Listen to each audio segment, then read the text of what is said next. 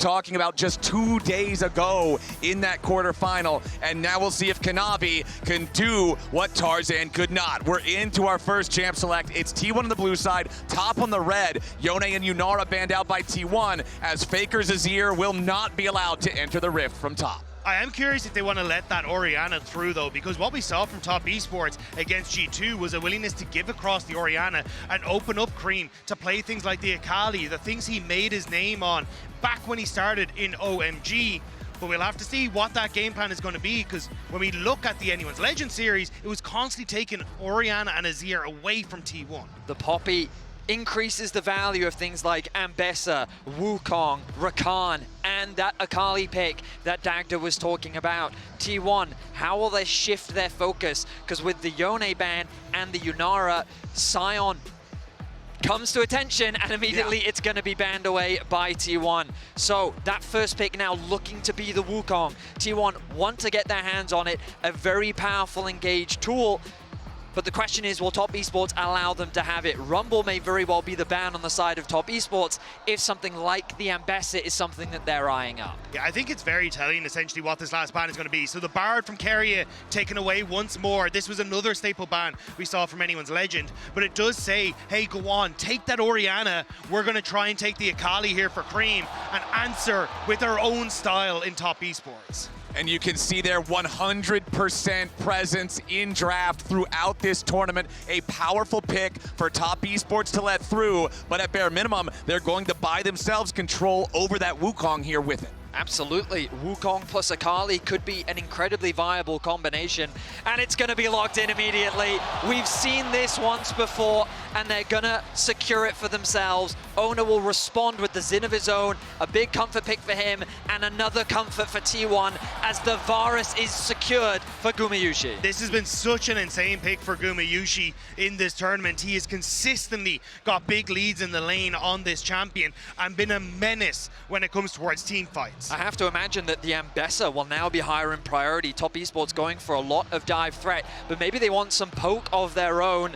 They would be a little bit AP heavy, but still, with the assassination with the backline threat of Akali plus Ziggs, instead they move towards the Sivir. Still, a very effective engage combo, good wave clear, a little short range, which means that that poke Varus in the late game, can they get on top of him will be the question for Top Esports. I think it was a good read, Vedi. Like, they probably want to try and go for the Ambessa, but I imagine it is going to be banned away here on these next couple of rotations by T1. And if you end up going towards that Ziggs, so much AP damage, you can find yourself lacking in opportunities in that top side of the map. So the Renekton ban?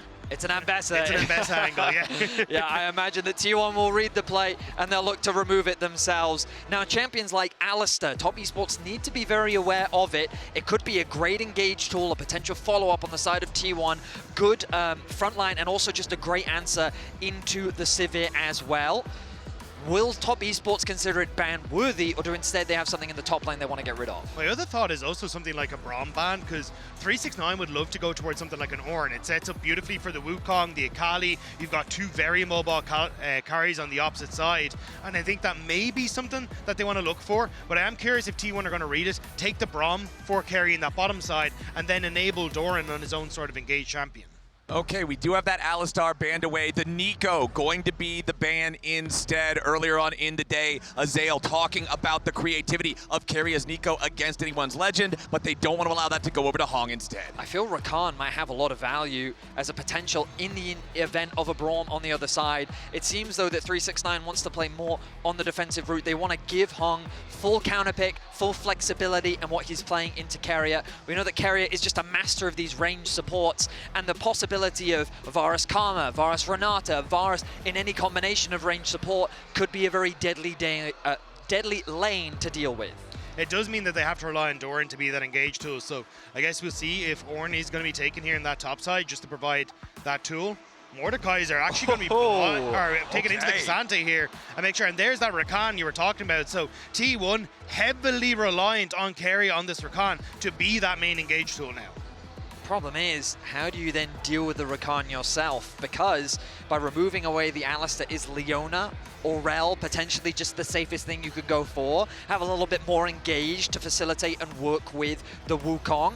right now they're considering the Nautilus having that single target lockdown to put more threat on the backline of Orianna and Varus. Yeah, I do like the Nautilus in this sort of situation. Okay, they're going to swap to the Karma instead. I wasn't sure if they wanted to go for an Enchanter in either the Lulu or the Karma to try and get that wave push, counteract what has been that speciality of Gumayusi on this Varus.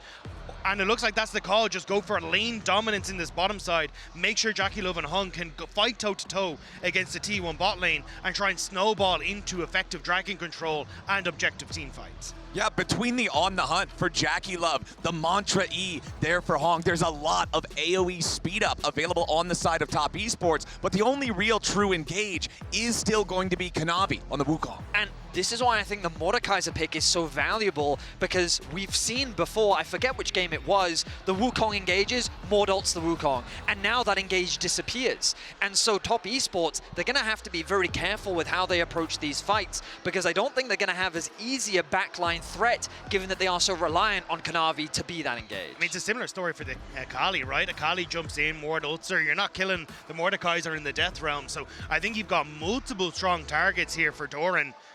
Nice pick on the Mordekaiser. We'll have to see now how much value you can get, or are you going to be able to just play through this pushing bot lane into early dragons, into objective control, and try and set up for a strong Top Esports early game? Top Esports coming out with the Orianna being given over on first pick. I feel like if you lose this first game, there's going to be a lot of criticism towards that choice, not only with the popularity of the champion so far at the tournament, but with Faker's legacy on it here too. But we'll see if Top's plan works out as we're on to the Rift here for game number 1 in this semifinal best of 5 to see who gets to punch their ticket to Chengdu. Runes up on your screen right now. Immediately I'm noticing it's Summoner Spellbook for Keria's Rakan. However, the Comet over on the side of Top Esports for Hong shows me they really, really want to play for that lane control. Absolutely. Top Esports is very much playing for that bot lane control that Dagda was talking about in draft, wanting to leverage their push to maybe get early rotations to set up for the grubs, or maybe even set their sights on that early dragon in the early game. But before we even dive even deeper into that, I want to look back a little bit at last year, because these two teams are no strangers to one another, and we've got a little bit more time to talk about it, because last year it was a one-sided affair. T1 made fun of Top Esports in convincing fashion with a 3-0 performance, snuffing their hopes out and eliminating them before Top Esports could find any momentum in the playoffs. Yeah, and even when you looked at that game 1, it kind of looked like Top Esports had gotten off to a decent start, but T1 just came alive and were able to dominate the rest of the series throughout. Now, obviously, slightly different roster set up in there. You had Mako and you still had TN that were on the team. And now it has been shifting over towards the Top Esports that aren't really playing towards that same style. They are much more patient. They are more about control. They are more about trying to set up around objectives. And I think it has given a new identity to this squad. But you are still going up against a T1 that it seems like at Worlds just come alive every single time. And I want to go back to something that you were talking about during the draft, when we saw the Rakan drafted there for Keria, the importance that is being placed on his shoulders as the main engage here for T1 in this Game 1 draft. I feel like in the Swiss stage, we didn't see the best League of Legends from Keria that we've seen many times before. It didn't seem like he was executing on the same level that we had seen in the past. But then in the series against Anyone's Legend, just a couple of days ago in the quarterfinals, that series that, like you mentioned, Vedius, went the full distance, best of 5. It was Keria who had a ton of clutch plays. Absolutely. And it's nice to see him really return to the form that so many fans have in terms of their expectations for him as a player. And it's always difficult as a T1 player because of the sheer amount of pressure that sits on your shoulders. But it feels like that whenever they return to this environment, to this stage, it's almost like their comfort zone because all of the players come alive. Yeah, I actually was watching an old Oner interview earlier today that actually talked about how it felt like it doesn't feel like a different stage when they go to Worlds. They've been here so regularly and have played under these pressure situations so effectively that it kind of just is our water off a duck's back for them at this stage. And that's why I think you're starting to see when they get into quarterfinals, the like creativity coming back for players like Keria, Faker popping off in some of these plays. Again, it feels like they've kind of just settled back into what could be another LCK day for them. And as we jump back onto the Rift, there's a cool little tidbit for us on the caster desk, because Clayton, so many years ago, you had the iconic call of Faker's Shockwave finding them all, and now we have Orianna and Rakan in the hands of T1, potentially giving you another opportunity.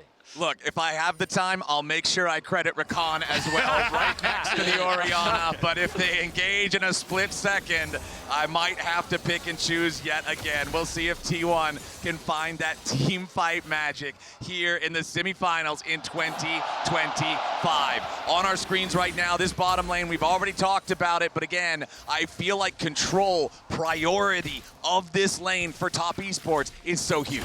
And I think that's why you're seeing Kanavi starting this top side of the map, right? He knows that he's going to be able to shift his way down towards his bottom side with the push on bot lane, should be able to get crab for himself. And one of the things that is kind of the shaping a lot of the full clears that we're seeing from the junglers is the fact that if you double full clear, you basically set up your camp, so then you spawn that dragon in 5 minutes after you finished all your camps, and you can waddle in for an extra little bit of experience there. So I think that's where Top Esports are going to be trying to put that focus again, and already you can see Gumayusi taking a lot of hurt from Top Esports on the bottom side. Bot lane 2 versus 2, working very much as the way Top Esports had intended. We know, though, that in terms of mid and top, T1 should have priority in those lanes. Both junglers pathing towards that bot side of the map. Keeping my eyes on Kanavi, as he is actually moving into the river. Is he looking for an early gank towards the middle lane? No, it looks like his eyes are set on stealing away those Raptors, but now he will be a camp behind. Oner securing that advantage. Kanavi wants to play through the pressure of his bot lane, though, to steal away camps in the enemy jungle. Exactly. He wants to utilize this advantage in the 2v2 to really make Oner sweat a little bit here on that first clear. It's not just the double first clear approach, as Kanavi, Jackie, and Hong are moving all the way towards that red buff. They want to try to steal it away, but the steal does not work. It's Oner with the secure over the wall. Crazy smite from Oner, and the ward never got cleared. I was actually keeping my eyes on Faker for a lot of that, because I thought maybe he would even try and roam over, but Oner just does it himself. Beautiful steal comes through from Oner, as he's able to secure, well, pretty much all of his camps. He's very happy with how things have played out. He's now going to path back up towards the top side of the map to secure that Scuttle Crab. And his clear is largely unaffected. And now the consequences of this for Kanavi is that he is very far behind on the clear. A nice recall is going to come through soon from Oner. He's going to get a nice first base off as the bot lane forced to use the heal as the bot laners continue to battle it out.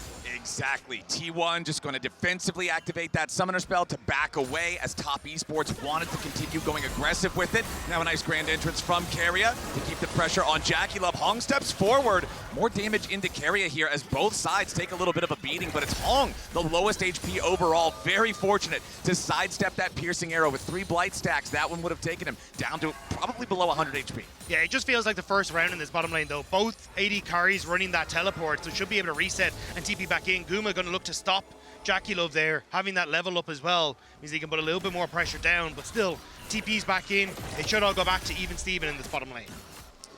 So Kanavi did skip his wolves in order to get back and start re-clearing those respawn camps. He's now going to be a little bit behind as Doran getting a little low. Yeah, Doran in some danger here. Pops the shield. 369, keeping the pressure on this Mordekaiser. Wanted to go back in for some footwork with a third in Tofo strike, but the knockback not colliding with Doran means he's safe for now. The early base from 369, securing that double null magic mantle, giving him the additional magic resistance to win out on these trades. Doran should be perfectly fine in this situation. He just has to be cautious at the threat of a dive. But Mordekaiser, not the easiest champ in the world to dive. No level 6 yet for 369. Kanavi was spotted, though, on the ward, and everyone's moving back up towards his top side.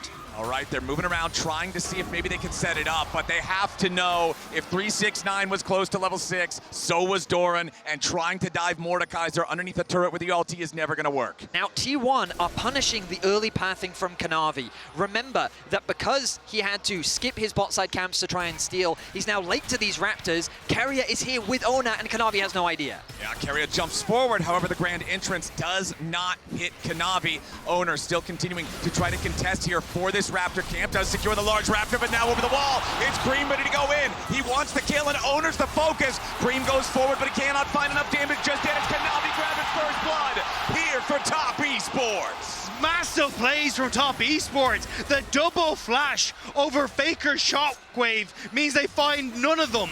and it's Top Esports that are able to get a kill on the back end. And this is so important for Kanavi because the jungle advantage was very quickly getting out of control. Oner was contesting these camps. He was leveraging the tempo advantage that he had, but finding that kill put a stop to that.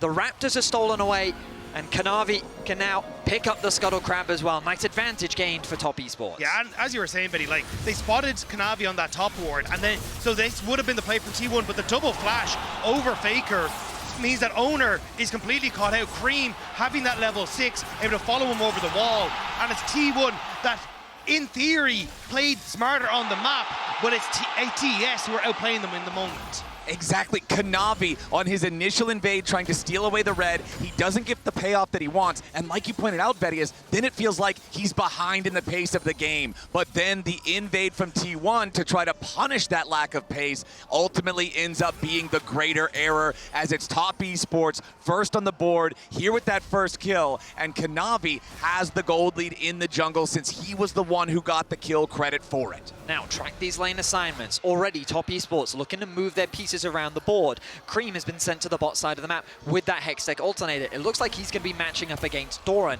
Not a very favorable matchup for the Akali, but this early on, she does still have some great trading potential. The main goal, though, for Top Esports is to move their Sivir into the mid lane. Help you guarantee that lane prio to make it easier to contest the grubs that are spawning in 20 seconds. But with the swap up to top, T1 will still have access to this objective. I did think the Top Esports would try and play more for Dragons, though. I feel like their team fight is better set up around, hey, let's try and stack some of these early objectives, and then being able to draw T1 in towards these fights and maybe look for some of these cross maps. But with the early lead that they managed to pick up on towards Creme and Kanavi, and that level 6 just being hit for Kanavi, maybe they feel like they can actually fight as Creme starts to move. Yeah, Creme going to make that early rotation up towards these Void Grubs. And because Doran's teleport timer is pretty desynced from 369, there's still half the cooldown remaining on that teleport. The Mordekaiser is steadfastly down there in the bottom lane, and Top Esports have already taken the first grub. But now, Top Esports, they can have 369 TP to bottom lane if they want. He's going to go back to base. They did sacrifice a wave, and Doran will secure a plate. But ultimately now, JackeyLove and Hung can go and match up against the bot lane 2 versus 2. Akali can return to mid, and just a beautiful sequence of play there from Top Esports to allow them to secure an uncontested grubs. This is where exactly you kind of want to be as Top Esports. Again, although the early game went a little awry, being able to now find these moments to get Void Grubs when, in theory, Creme should have more impact on a side lane is going to be really, really nice. You can continue to keep up pressure through 369 as well in the Mordekaiser matchup. And JackeyLove is just going to wave clear. So I think now on T1 side, my eyes are going to be on Oner to see how he can get involved in some of these lanes to start to get some advantages for their side laners to neutralize the potential 1-3-1 from Top Esports. I'd love to see Top Esports invest a little bit of time towards that mid lane as well. Faker going for the Rod of Ages build means that he's looking to stack those defensive items to help survive the Akali burst. As Oner sets his sights on the bot side of the map, I'd be surprised if they really try to force anything. It looks like, yeah, he's more interested in the enemy jungle camps. He wants to take things away from Kanavi. He should be able to secure this Grump and walk away scot-free.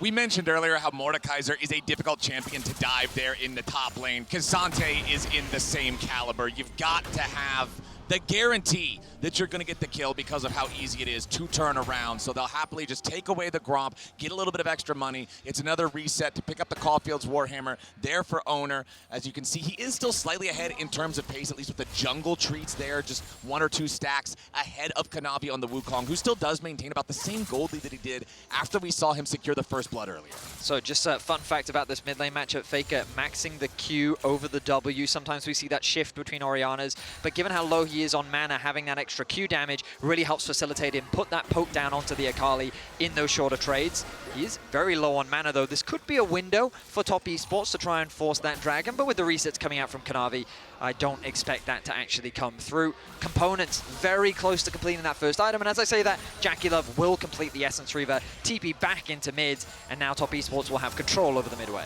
Yeah, I think they would have loved to have the Wukong finish off his Triforce here, but still a little bit away. And that it looks like what Top Esports are trying to play for is that big spike that you can get off of some of these first item completions. And for T1, it's a case, okay, we're still waiting on that Rod of Ages for Faker. We still don't have that first item for Gumayusi.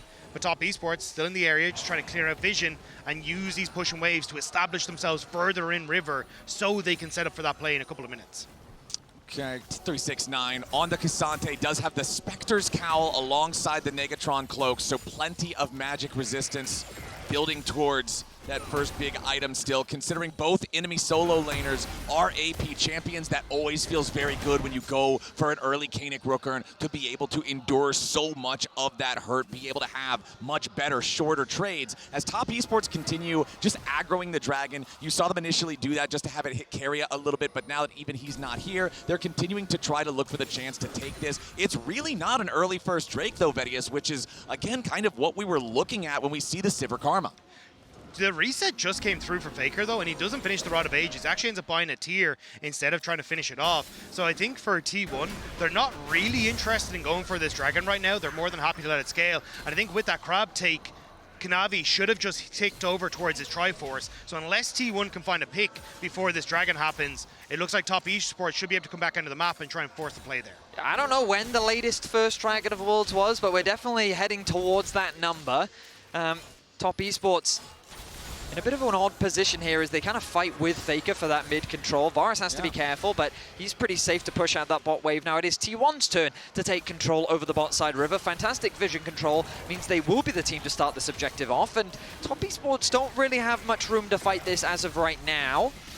Yeah, you can see piercing arrow, plenty of damage from that Varus here onto the neutral objective.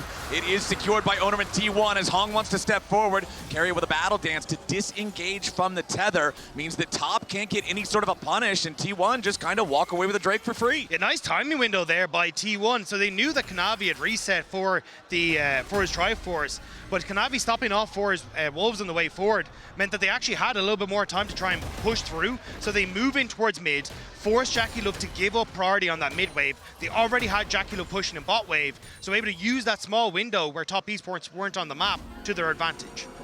Very much feels like that we're heading in the direction of a slower teamfight orientated game. And I think that based on how both teams kind of find that success, when I especially look back at that AL series, a lot of the conversation was about how AL need to pick up the pace of the game, because if you just let T1 run the map, that's where they seem to feel like the most comfortable. But Top Esports, they are the slower, more controlled LPL style of team. They like to play the map, and that's just kind of a given when you've got Kanavi as a jungler. That very methodical type of approach to the game, very much playing towards his strengths, and he's scaling up nicely on the Wukong now with the Trinity Force completed. He's looking to hover around top. He's cautious of that Rakan roam, and he will secure the Krugs as well. So overall, right now, 14 minutes in, nothing too major. Nobody with a... Oh, hang on. Yep, as soon as you say it, Vedius, it's Creme going in after Faker. Perfect execution coming through. Faker low. Creme bursts him down to 20%, but he cannot threaten a lethal situation. Still 45 seconds left until the Rift Herald spawns. Means Faker is going to have time to go back to the fountain, heal up, make a purchase, and then return to the topside river if T1 wants to fight. The Top Esports really wanted to try and force the play, but with Keria in that top side, the exhaust went down onto Kanavi to prevent him from going in, and also then having the charm to prevent anyone from following up meant that Top Esports knew it had kind of fallen apart, and they all back away. You also see the value of Rod of Ages into this matchup as well. That extra HP really making the difference, but Creme simply giving us a taster of what Faker can expect in the side lane, and why it's very important for Keria to be in the area when that Orianna is playing into the Akali specifically. Hung working with JackeyLove as the heal. Oh, that's a chunk of damage. Yeah, there you go. There's the summoner spell forced out. Gumayusi using the chains of corruption, making Hong flash away or face certain doom. And right as Rift Herald spawns as well, so Oner immediately books it over towards the objective to start that one up. And look at the map. Top Esports not in a position to contest here again. I feel like this is a pretty rare situation where we've seen all three of the first neutral objectives in the game go utterly uncontested. The Void Grubs earned by Top Esports because of their smart macro play, then T1 getting the Drake for free off the recall from Kanavi, and now Gumayusi's Chain of Corruption forcing Hong back and forcing that flash to be spent means that T1 gets Rift Herald for free. We're just seeing all of these objectives be handed over. I think T1, just with really good lane assignments, they know that Faker, as long as Creme doesn't have his ultimate, can easily gain control over that wave. Also, the fact that they got that nice trade and Hung, as Dagda was saying, that is the go signal. That is your window of opportunity to force the objective. So just great overall awareness from T1 as they gain a small lead for themselves. And it's also really difficult for top esports to try and punch back. You try and go, hey, we're going to dive bot lane, and you're like, hey, that's a Mordekaiser. That's just not going to end well. Yeah. And you want to try and trade on that top side, but Faker's already pushed in, and you already have Oner on that side of the map. So top esports kind of just clear out the waves and do nothing. They are looking for top here. Faker still has flash. Yeah, Faker gonna drop that shockwave to try to defend himself here as Creme again trying to play as aggressively as possible on this Akali. Last time he had the ulti, he spent it on Faker. This time he does the same. Redemption coming in to try to keep Faker alive. Kanavi has to back away after the redemption, heals the enemy mid laner. Keria supporting Faker from a long way away, stops the dive. Top esports now starting to get a little bit more active on the map, setting their sights onto Faker, but he weathers the pressure well. T1 there to support him when he needs it. Doran now taking over the top wave as he looks to chip away at that top tower.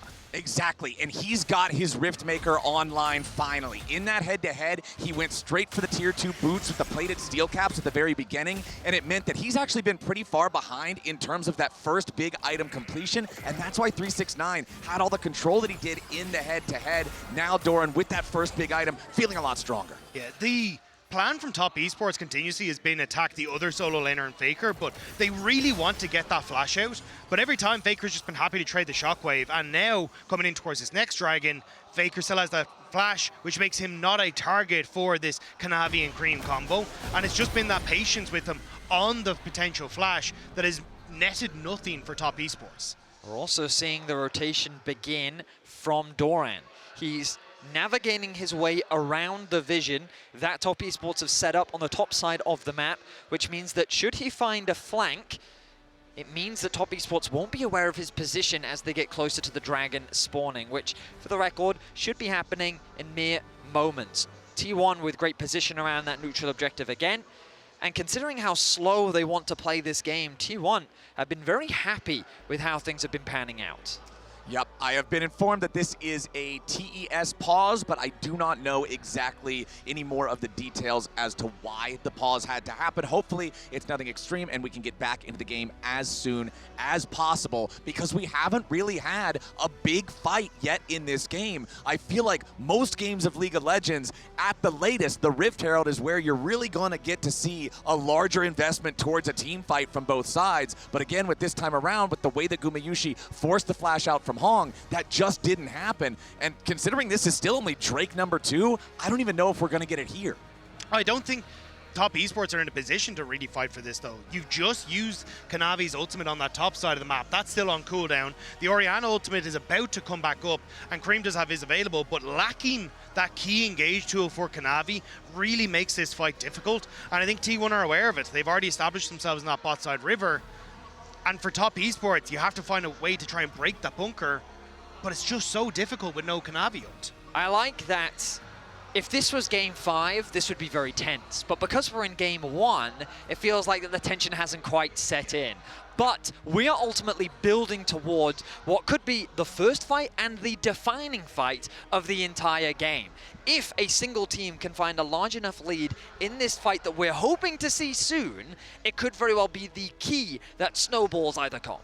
I mean, I feel like we see this a lot, and I feel like we see it a lot particularly in game 1s, where teams are just testing the waters a little bit, getting a feel for what the other side's going to do, and you do get this very slow-paced type of a game that only has 1 or 2 big fights like you're talking about, but that just means the pressure is that much higher. If you're saying it's not going to be a 10-fight game, well, then you better play the one fight correctly.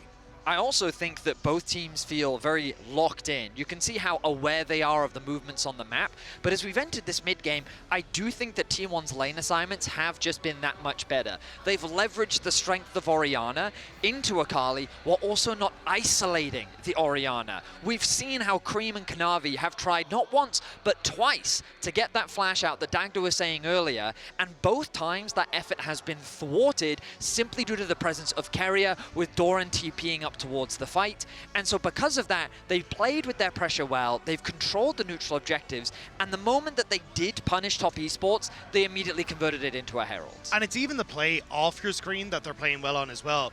When you have that TP from Doran to the top side to save Faker, Oner just goes down and collects that bot wave and prevents 369 being able to take the bot tower and get any more out of the play for themselves as well. So they're constantly keeping all these moves in check, and I think that's where Top Esports are struggling to really break them open. And as we start to move forward into this, again, you've got no ultimate for the Wukong. It now does T1 just get another objective on the back of it, they start to get towards those feats. That's when it starts to become a little bit more difficult for TES again.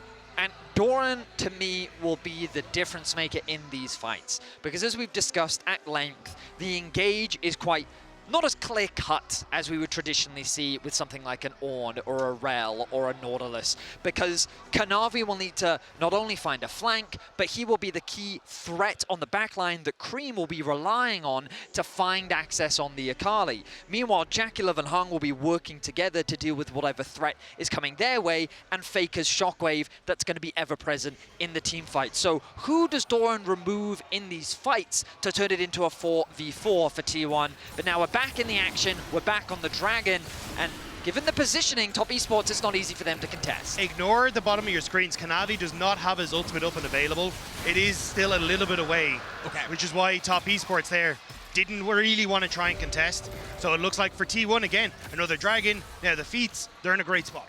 And it's exactly what we were talking about back in the draft. Kanavi is the engage. Yes, you get the extra speed, you get the extra lane control when you draft this Karma for the support position, but it means that if Kanavi doesn't have the ultimate, the way into the fight is so much more difficult. But it looks like Top Esports are going to go for some push onto the bot lane tier 1.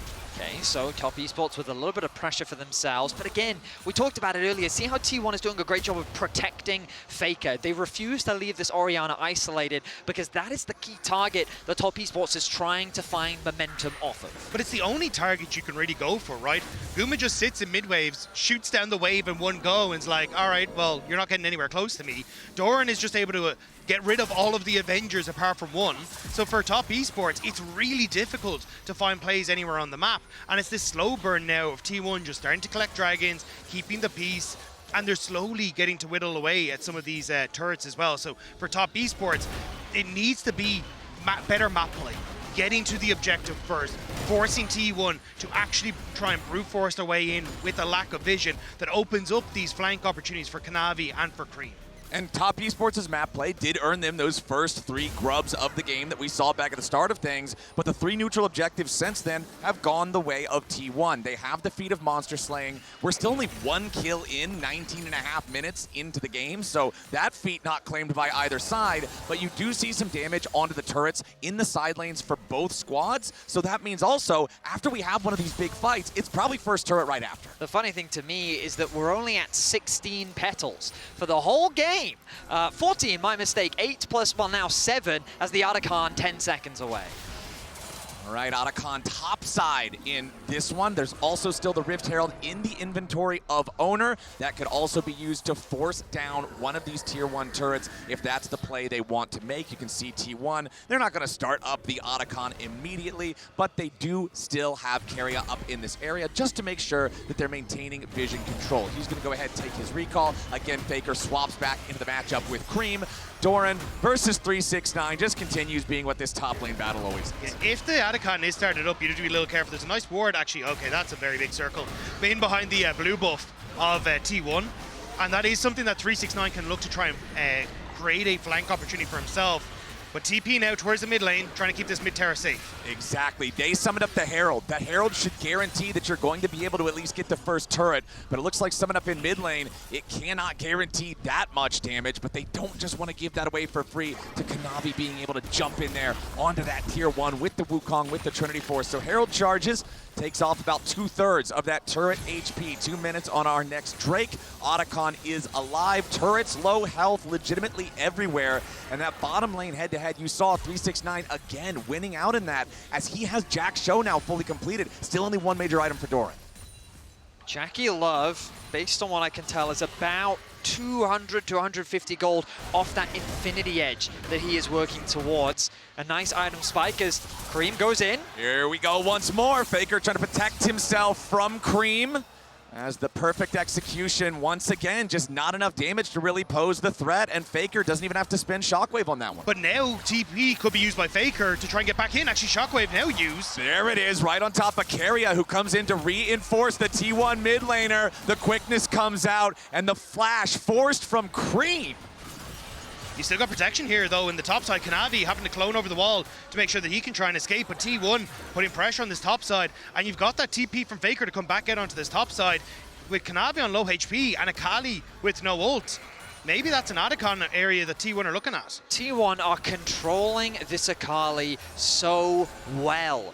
They are giving such few opportunities, and Creme, I think his goal there was simply a chunk. Get a nice trade, make it easier for him to gain control, threaten that top side, but who's there first? It's Keria, it's Oner. The supporting staff of T1 are there to protect their GOAT of the mid lane, and they make sure that they put Creme back in his place. Nice advantage being built for Faker. Top Esports trying to get some vision around Rakan, but T1 is making it very difficult. It's Doran versus Creme in the bottom lane right now, but the important thing to make note of is that Doran has his teleport available and Creme still does not have his. The perfect execution is back off of cooldown, but Creme's flash obviously still a long way away here as well. Keria loses half HP to a quick burst from Kanavi, but now Oner's ready to lead the charge here with a Crescent Guard. Kanavi, JackeyLove, and Hong all backing away from this one as T1 gets the better side of the trade. So Top Esports tried to punish the positioning of Keria, but it's they who is punished on the other side, and now T1 want to secure the first tower of the game. They're going to try to put enough damage into this, but again, they don't have any Void Grubs whatsoever, so they can't just force it down with a couple of autos. They forced Top Esports out of River, though, and Dragon is available, and that was really what they wanted. So now Top Esports going to have to try and break into this, but it looks like it's gone. Yeah, T1 just going to go ahead and secure themselves Soul Point on a Cloud Soul Rift. Another uncontested neutral objective. I mean, immaculate control coming through from T1. Top Esports on the other side might be able to secure first tower for themselves, as 369 will be left alone to hit away on this tower. So hey, a feat of warfare contributed. Now the question is, gentlemen, will in this game we reach 3 kills? Because so far, 24 minutes in, we're at, I don't even know what the division is, but I'm telling you the kills per minute is awfully low. It's not looking particularly hot. It's not great. Yeah. Whoever got the pickups for Kanavi First Blood, though, at least somewhat happy with things. Maybe not with how this game state is going. As T1, once again, it's just been these little pockets that they're playing off of. Keria getting nearly caught out there in that top side, but they turn around damage from Oner, setting up them for the push. And this is kind of the why some of these picks are so strong for them to comfort. Like Oner loves playing the Xin Zhao because he knows how hyper aggressive he can go, burning that ultimate just to force Top Esports back. Gumayusi on this Varus has been such a staple for T1, and now en masse they group mid, and 369's overextended. Yeah, 369 trying to jump in there as the turret falls. Oner, audacious charge right in after him, finds a little bit of damage. JackeyLove also at about 60% HP here. So T1, they get what they came for, and they don't want to stick around for anything more. And all the while, I want to turn your attention to that man in the middle lane, Faker. The Rod of Ages fully stacked. His Seraphs has been completed, and this man is about to tick over to level 16 on the Orianna as well. The highest level in the game. He is in a prime position to be the carry for T1 here in game 1. Unless Top Esports nope, they're not going to do anything about it right now. Yeah, and it feels like this game is a bit of a metaphor for how the Top Esports and the LPL has played against them. They keep trying to take them down, but unable to do so. But now Top Esports forcing this Adacon. The TP has come out. They're going to start to slowly back away. Yeah, they get the summoner spell, but that's all they're going to take for now. Kanavi's the only one continuing to tank the Otacon because they do not want the debuff on everybody else on Top Esports. Doran making his way up through the river. 369 with a third in Tofo strike primed.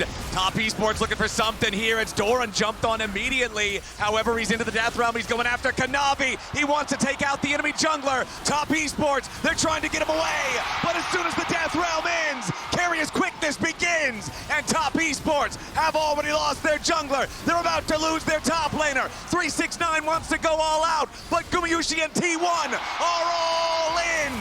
Hong trying to escape as Creme's got some fancy acrobatics, but he's not getting anything.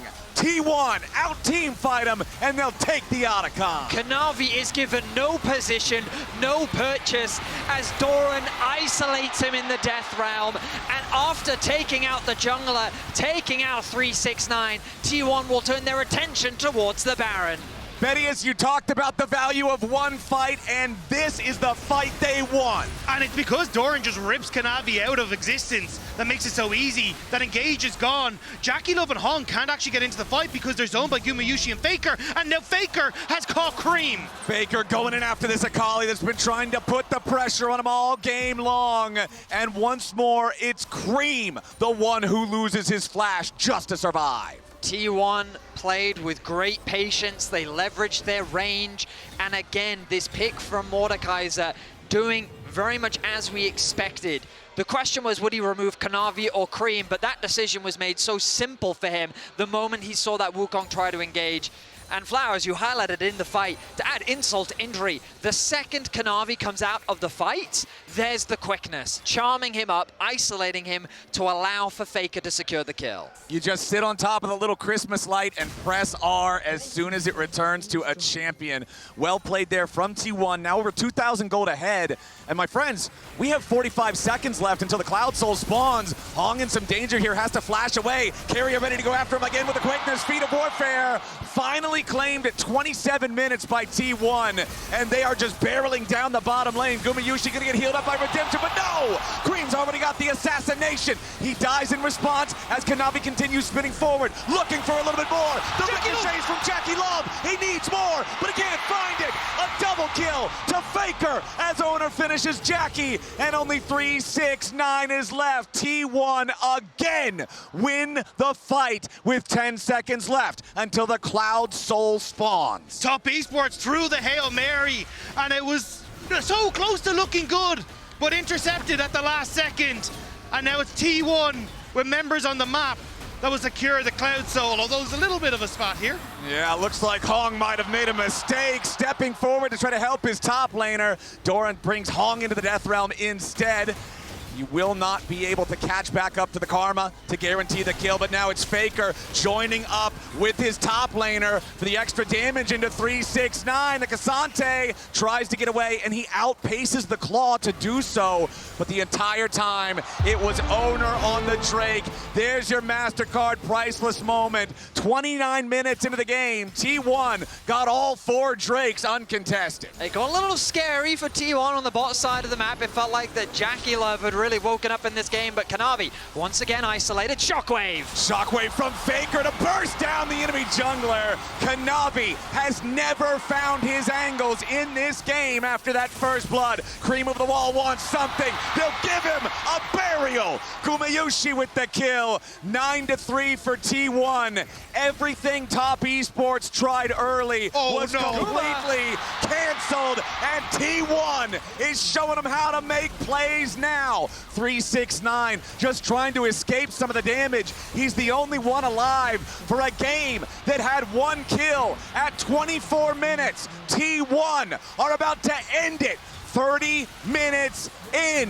Respawns are not even here. 369's the only one left, and they want to try to grab the ace on the way out.